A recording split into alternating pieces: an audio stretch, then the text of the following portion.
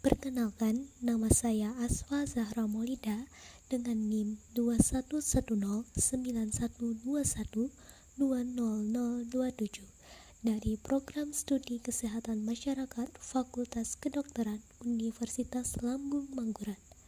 Saya ingin menjelaskan materi One the Need. Let's see guys.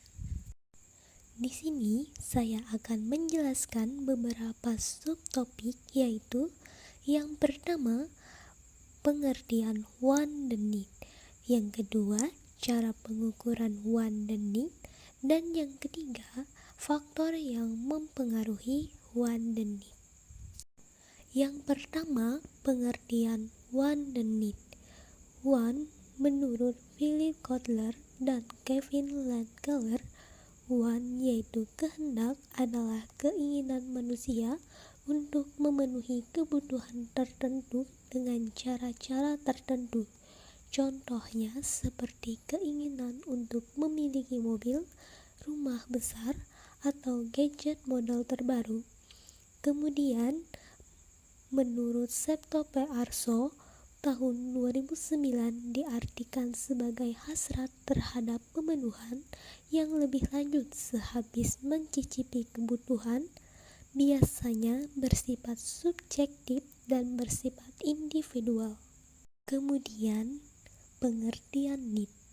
Menurut Clayton Alderfer, need atau kebutuhan merupakan 3 kelompok kebutuhan manusia yang saling berkaitan, yaitu kebutuhan untuk mempertahankan eksistensi, kebutuhan untuk hubungan interpersonal, serta kebutuhan untuk tumbuh dan berkembang.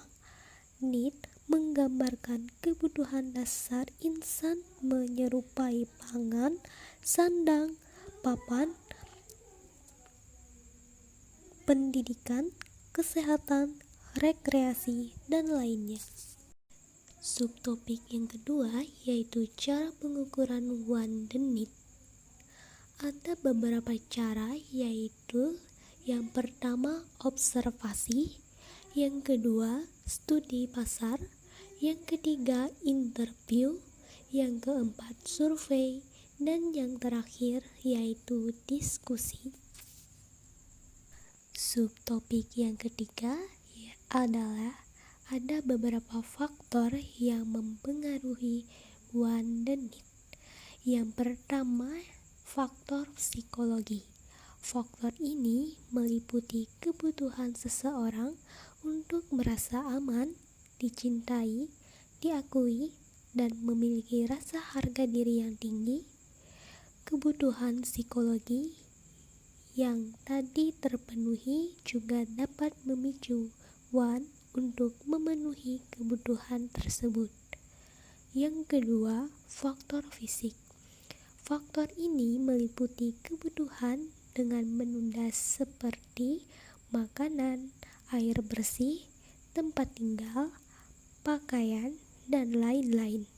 Kebutuhan fisik yang tidak terpenuhi dapat memicu keinginan atau One untuk memenuhi kebutuhan tersebut. Yang ketiga yaitu faktor pengalaman masa lalu. Seseorang yang pernah mengalami kesulitan dalam memenuhi kebutuhan tertentu